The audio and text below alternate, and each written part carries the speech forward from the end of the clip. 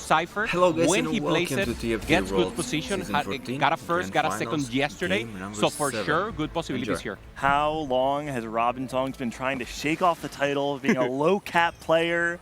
You can't be the greatest of all time if you can't keep going first. Robinsongs now with a potential Cypher opener means that he might have an opportunity not only to win the crown, but to prove all of his doubters wrong. But knowing that Cypher is such a first or eighth place style of comp, and how many players would love to be able to place first, is that actually something you're willing to risk or four-way contest even?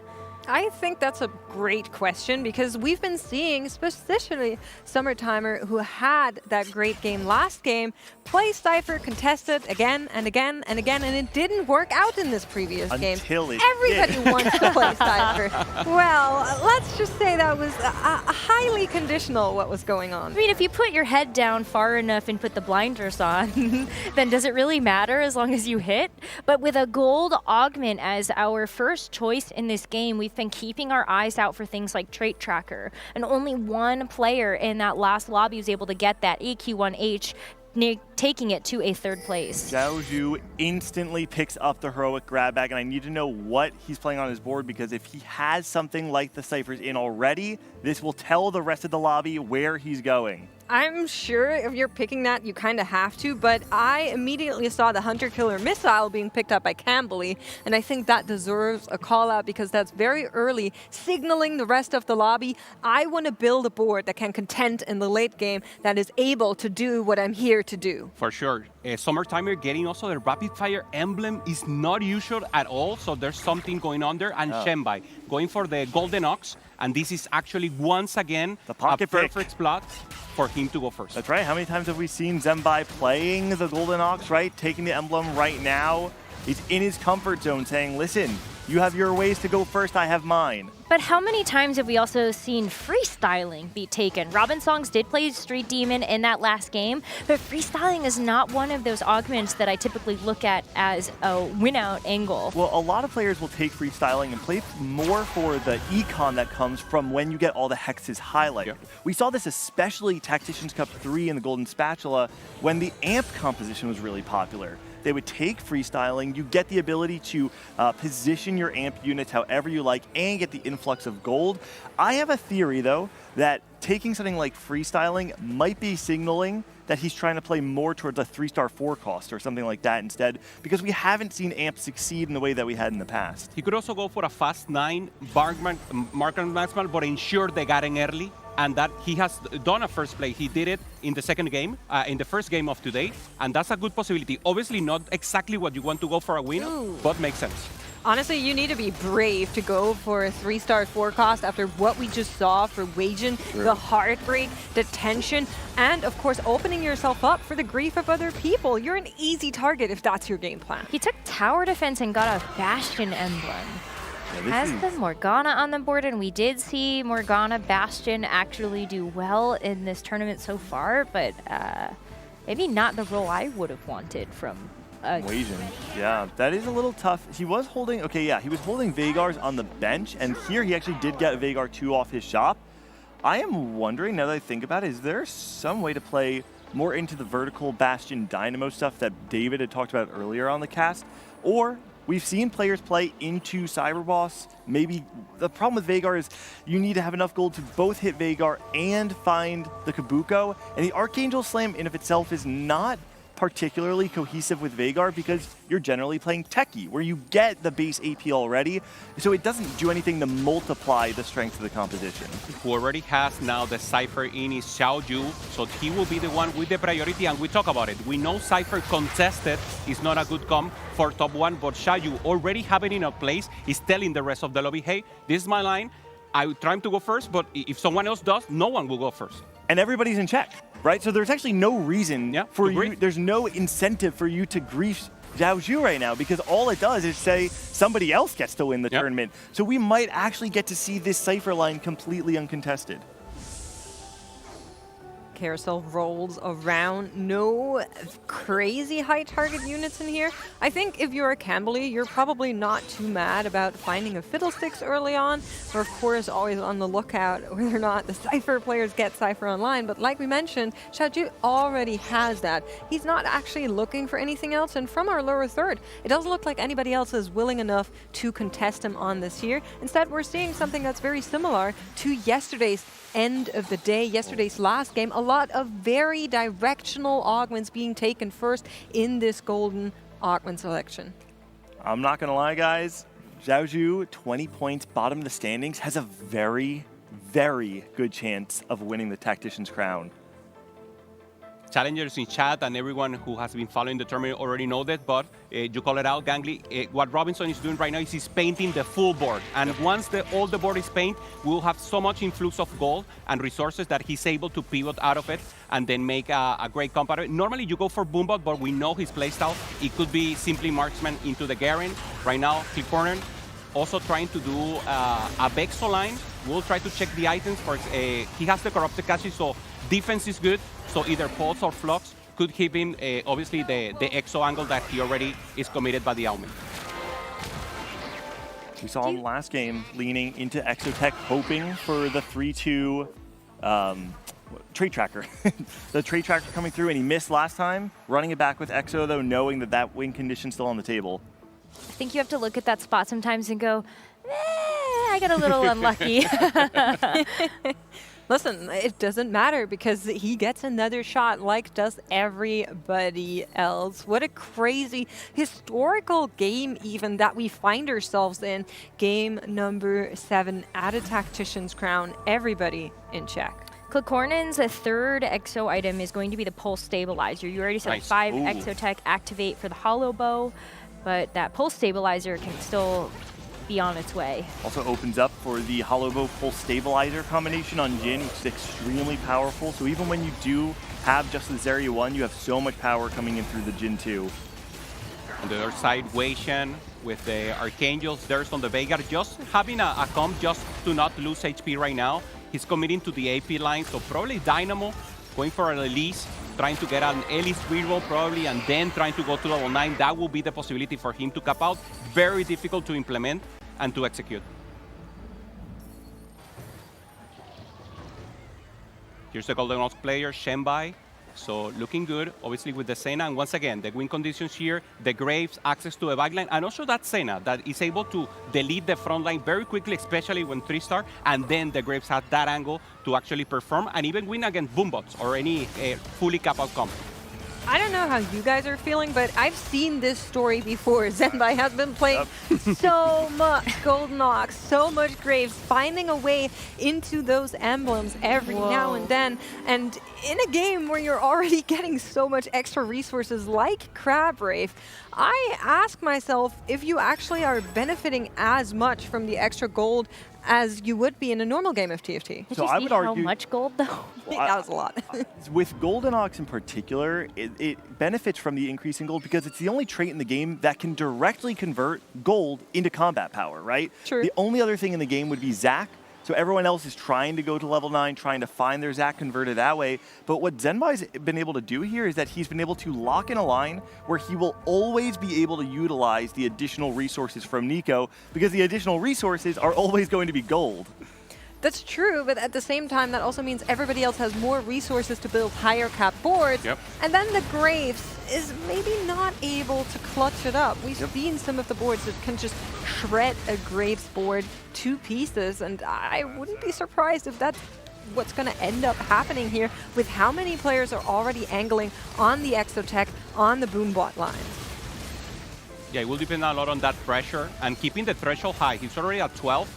So just keeping rolling and getting that threshold to get a little, at least 30 to get good combat power should be enough for him to ramp out and then trying to get to that 60, 50, that is good enough. Stabilization here, Silver Augment. Take a breath. Just try to calm down. Although if you're Klikornin right now, you know, obviously you having the Silver Augment instead is a bit of a worrying sign. Exotech, however, especially when played from ahead, is something that can be quite powerful. So Yeah. Klikornin obviously certainly not out of the game, but without the gold augment, he does kind of lose that win condition he was aiming toward initially. We saw two people pick late game specialists. Summer Timer and AQ1H are definitely going to play the long game here. A metabolic heal for Robin Songs, so he's going to be getting a little bit of his HP back. Does help him kind of stabilize as Xiao Chu does pick a Thieves Gloves from that item. And for Summer Timer, this late game specialist is pretty cool because he has the +1 of rapid fire. So he's going for a Renekton that in this patch is not riding. It's not like the idol, but he likes it. And he selected, he had other possibilities and he knows he's going for a top 1. This is the end of the tournament and it could be a chance for him to outperform with a not a new comp, but a comp we haven't seen an perform. Old comp. Yeah, an old school. It's a vintage comp. Listen, this was not my intended segue, but if we're talking about old school, I meant to talk about what Robin is doing because we called it out earlier, freestyling being picked up. And this is a lobby that is going to be ending this tournament. Him now also picking up Titanic Titan just to set himself up to maybe be able to use more HP as a resource to then get something crazy like the WinCon on that 3-star forecast that I am very sure will need to be the hinge for him if he wants to be the one that ends the tournament on top.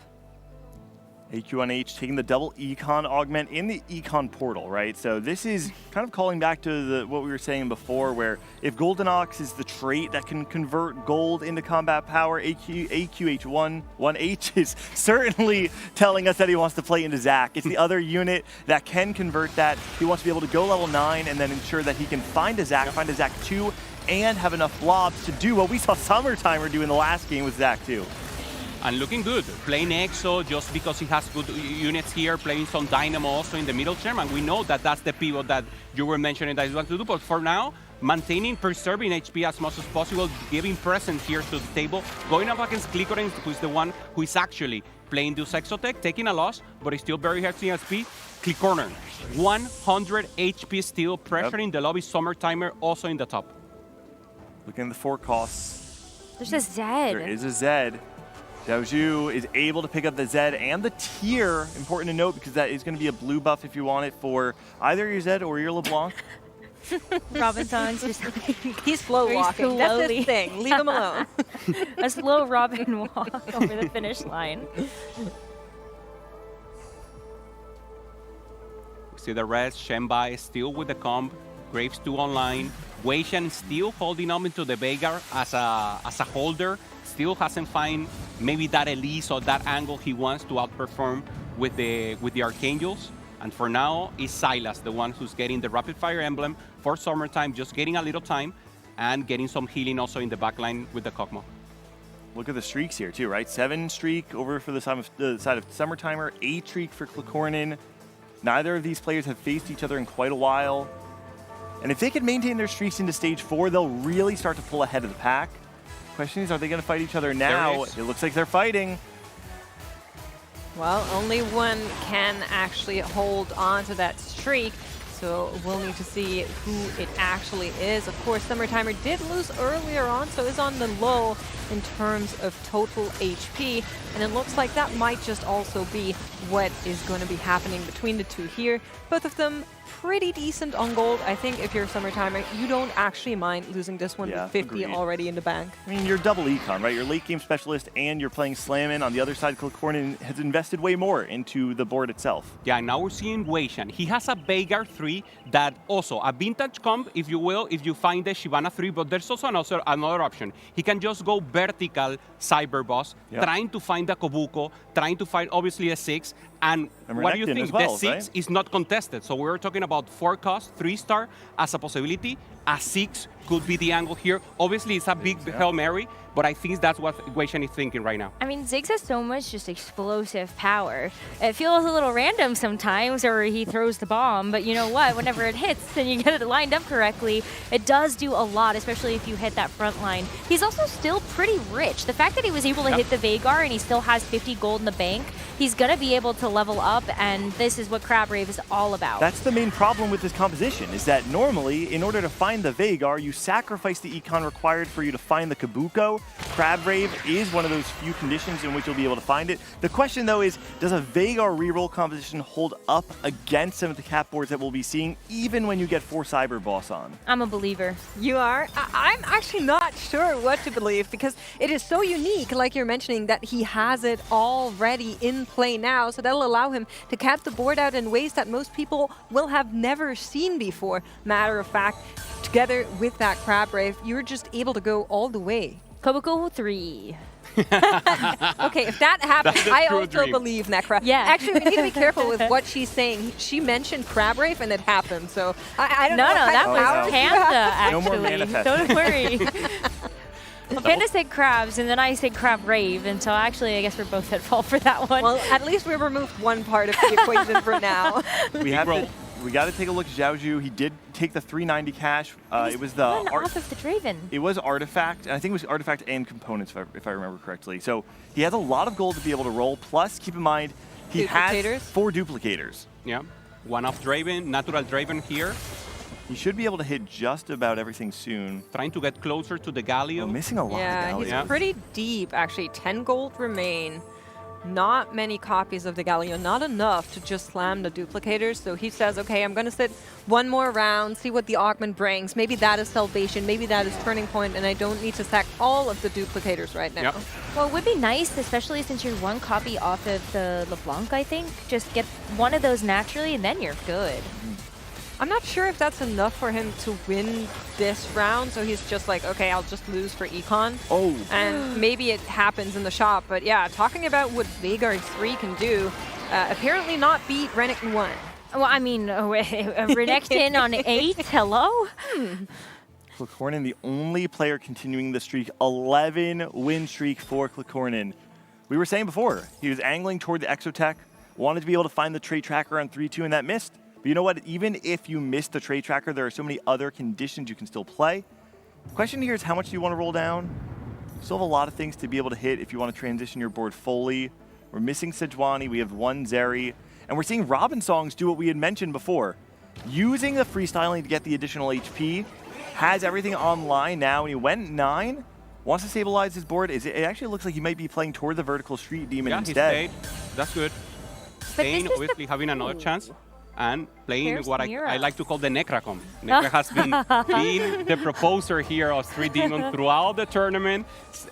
Few players are players, but when we saw it, it's actually in a great spot, Saida 3, for example, and it's working. I do think that it is underrated, but I also think the one thing about the freestyling that's going to be nice is you're actually not locked down to the initial pattern that the Street Demon is going to give you. Opens you up to way more positioning advantages, and we're not going to see that now, but we'll revisit that at some point. Candidly taking malicious monetization, going 9. He only has 8 units fielded on the board, doesn't have enough to even fill out the board, and hardly kills anything on the side of Awasian Iverson.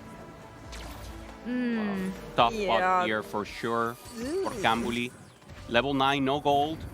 Didn't find Auto, finds a sack. Well, sack 2 already, of course. Yeah, but no, Listen, no bag. Zach Yeah. too, if you can feed him up with blobs, that might just be buying you enough time for your backline to do something here as long as the other players haven't hit yit. However, speaking of, we're taking a look at the AQ1H here. And, yeah, late game specialist making it work. Good items also on the Urgot. My and goodness. this Wow. is just too strong. Having the Cho'Gath 2 also huge right here. Close also to the Kobuko. Having the Garen also as a possibility. Garen pair, and he will start building up into the mods. So great position once again. The leader in points, and he could take the tournament with this comp.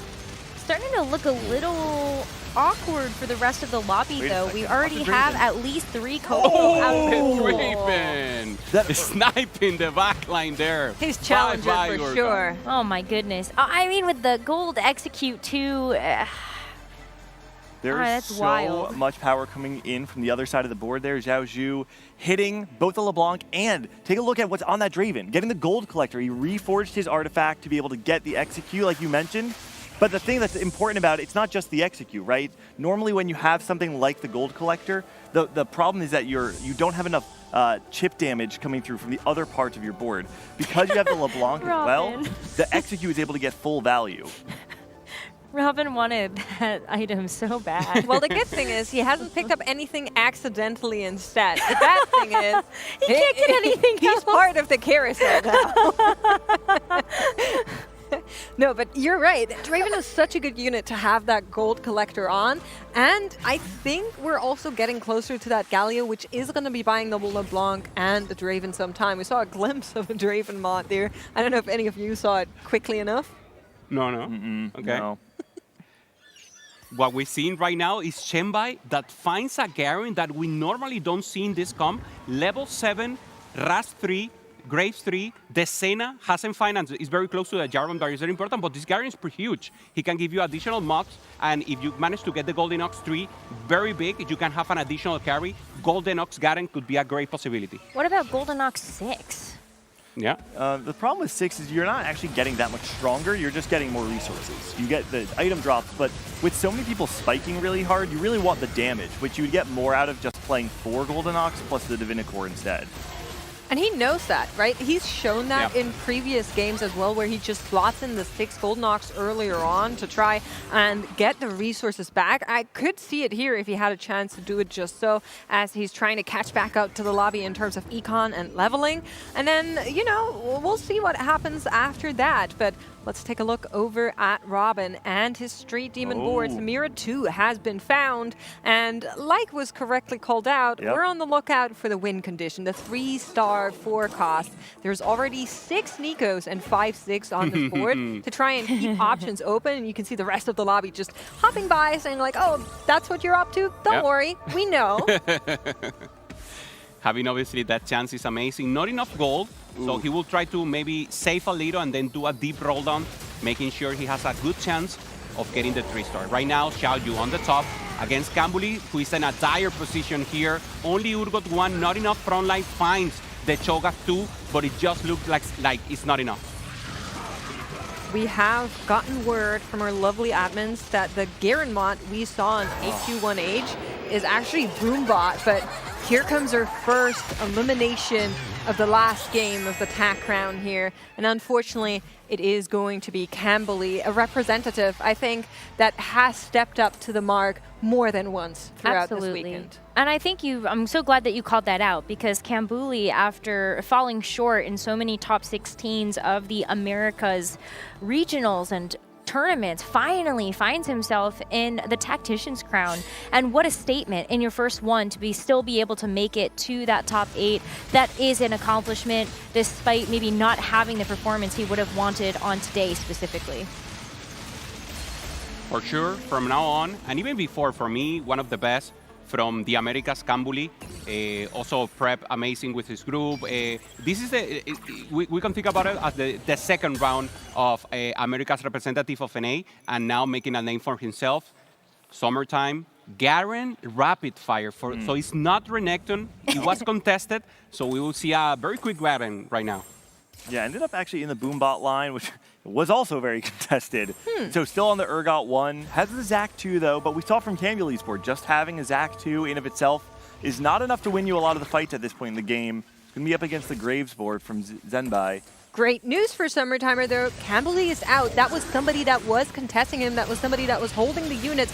He's on the lookout for. They're back in the pool. He has another shot to assemble this board to the glory that we saw in the previous game. And we saw he knows what he has to do specifically, and he's willing to show it off one more time as he does go up against Zenbai and takes down the Ox board in, well, actually it's not a very fast fetch and loses instead. Yeah, so much damage from the Senna in the end, ramping up the Rage Blade, and now additional mod here, obviously going for the Boombot. Robin down to just 20 HP now, 6 Ziggs, 6 Nikos. It's going to be hard to hit the Ziggs, though, because Wei-Jin Iverson is playing the Ziggs on his board with that Techie emblem, and you just saw on Summertimer's board, he was holding 1 copy of Nico. Who knows how many others are out of the pool? Yeah, also HP is not in his favor right now, no gold, so he needs to win. He needs to preserve HP right now, and then maybe with an influx, Wei-Jin is higher in HP than him, so there's no chance for the Ziggs to be sold, at least in the next few rounds. I almost wonder at what point you give up the Ziggs and go digging for the Nico. The issue with that is I don't think that Nico actually will win you the entire game. You need a DPS unit to actually help you out here and contest with something like the Urgot 2, like the Boombot Garen 2, which are just such major, massive units to try and take down. Yeah, maybe finding something to scale, an Archangel, something like that then makes sense for the front line to be 3-star.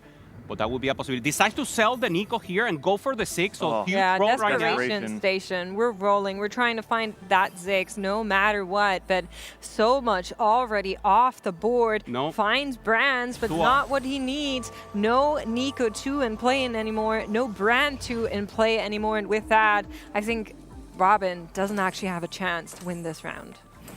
Yeah, against the Ghost Board here of Xiaoju, but even with that, I just don't think he has enough to break through. Access to the backline here. Goes down against the 6. So maybe a chance here, but no, the board is just too strong. We're losing 2 of the American player here. Cambuli 8th, Robinson 7th, both of them.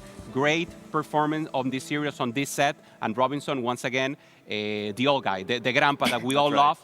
Did amazing, performing great until now. Also getting a win in the first game of today.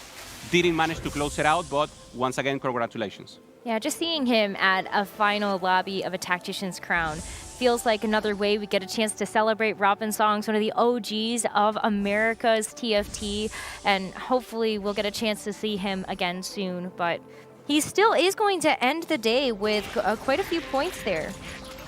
Yeah, that's of course an important point. Whoever finishes the game, everybody else is placed by their points after that. So getting more points definitely will be a nice little help in overcoming the frustration that I'm sure he's feeling right now, but we're all very proud. Another Americas player, though, that's on the chopping block. Hopefully it isn't going to be 8th, 7th, and 6th in this final game, but it's Weijin Iverson. This Veigar 3 just kind of not living up to the rest of the scaling in the lobbies. Still can't find that Koboko nor the Ziggs upgrade at 0 gold. Has that pair in his shop and not looking good for him. Yeah, it looks like a tragedy for Weijin Iverson, unfortunately. We are going to see Xiaoju, though. We said uncontested Cypher. High chance of being able to win the game. Up against the other person who's streaking, though, AQ1H, with that Boombot board that we've been talking about all game. And at this point in time, he's just been investing his gold back into his board, making it stronger. Question is, does Galio actually hold up? It's going to be kind of close. Everything falls at the same time. The elimination actually comes in for AQ1H. Xiaoju goes down to 9 HP as Weijin Iverson, the third and final America's representative, falls. And the problem with Xiaoju is that his board is very strong with the Cypher, but you don't have many chances of improving. And then you have modificators, the mod from Clicoran. You have also HQ1H ramping up that sack. So this loss from Xiaoju could be the end. There's really not good way for him to improve. And so probably Cypher will not be enough to take the win.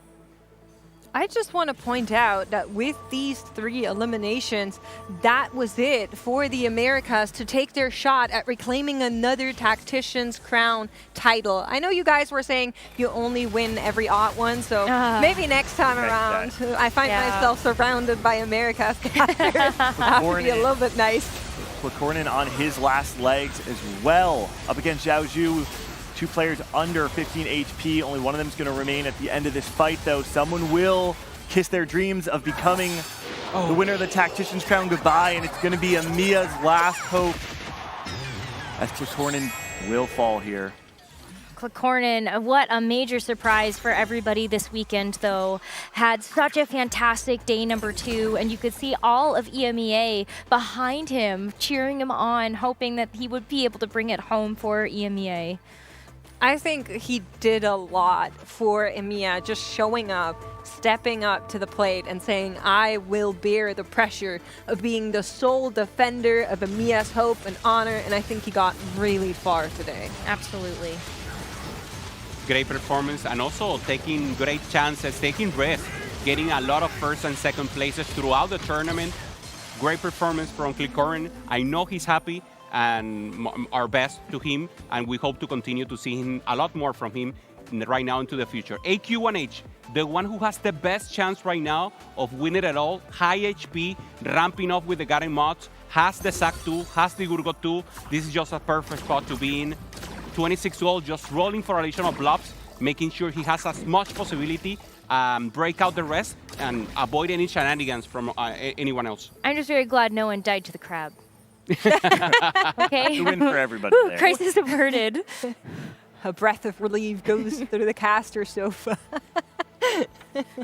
But yeah, we have our top 4, and that also tells us that our next representative is bringing the crown back to APAC or CN with those 4 players locked in, and all of them want to, of course, be the one to bring it home to their region after a little while of absence. I mean, it would be amazing for, if you take a look at a Summertimer's performance, being able to follow in someone like Title's footsteps would feel amazing. But for Xiaoju, is that enough to eliminate him? It is He's just enough, and you can see the frustration. Such a close fight, but unfortunately the Cypher cash out not going to be enough as AQ1H maintains the streak. 8 straight wins, has been converting all of this extra gold, and is still sitting at 35 gold to be able to put into that Zac. Xiaoju is one of the few JOC players that have made it into the final lobby. Generally a group of players that people, sometimes smile about a little bit, but he definitely showed that they have what it takes. And now it's on Senbai to maybe try and claim the title for CN. Yeah, was by far the best performing JOC player, but Senpai is also going to be on his final life at only 7 HP. He is going to be playing a Ghost, but is he going to be strong enough to actually beat them? AQ1H is by far the strongest player in this lobby, as Summertimer is hoping to at least make this a close loss, if not even a win. Does Zac actually gets enough in the backline, but does Senpai survive on the other side? It looks like he does. Zenbai stays alive. Summertimer breaking the streak of AQ1H. Everyone is staying alive. And still so much gold on the side of AQ1H. I think he just went 10. That's a level 10 board for AQ1H. 13 gold still to spend, so he has additional possibilities here.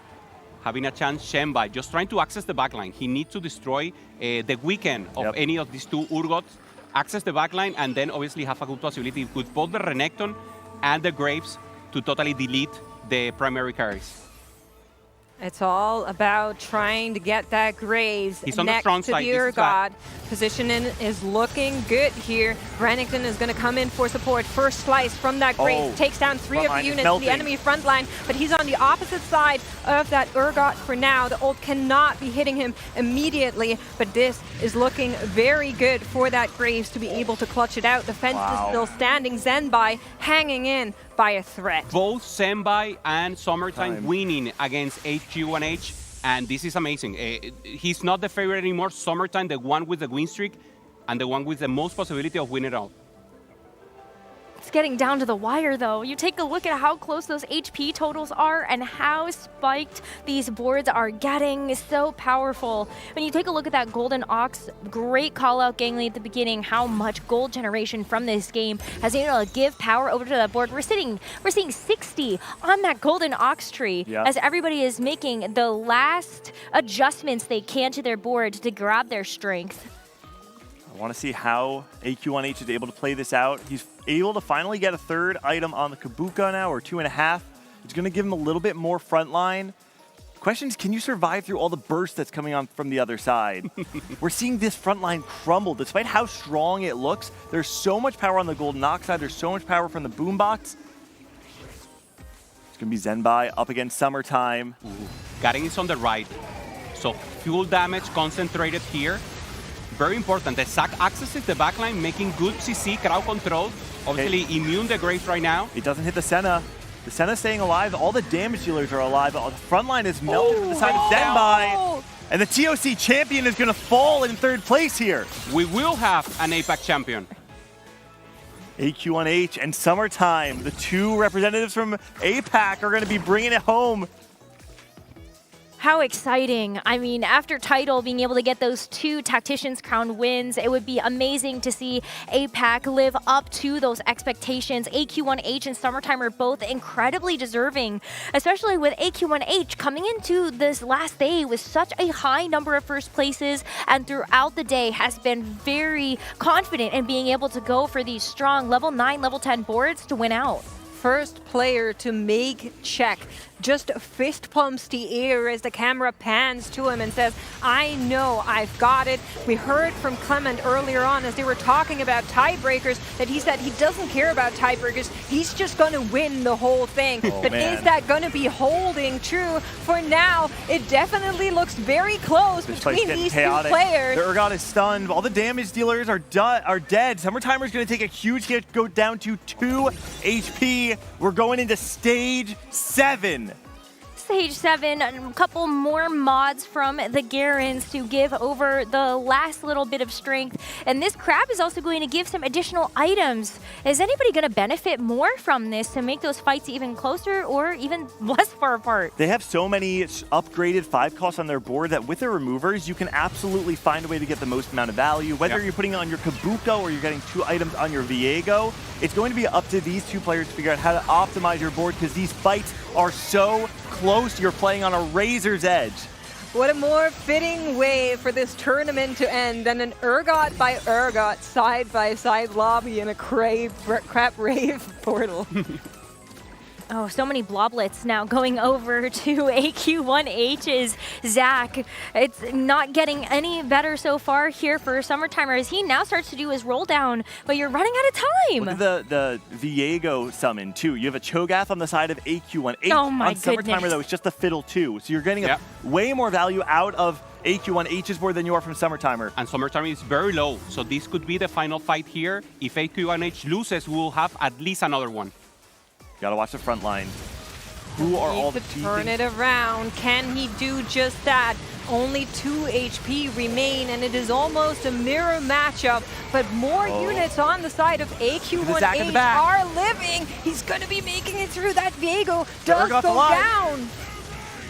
And we have another round. Summertimer taking the win. Wait. There it is. Wow. Yeah. I saw the Zach split and I went, wait a minute.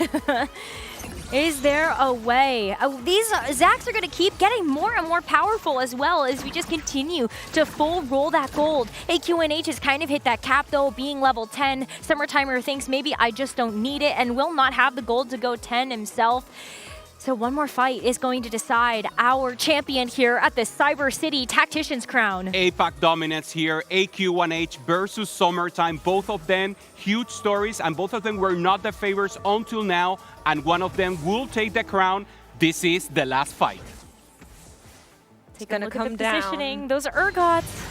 To the positioning. Can they get into that back line first? On the opposite side, of course, for AQ1H, that Vex is still alive, supported by that 6, but everything crumbles along the sides of Summertimer. Zexplit does come in. Can the Urgot hold stead? And it does look like this fight is incredibly He's doing close. it! He's doing it!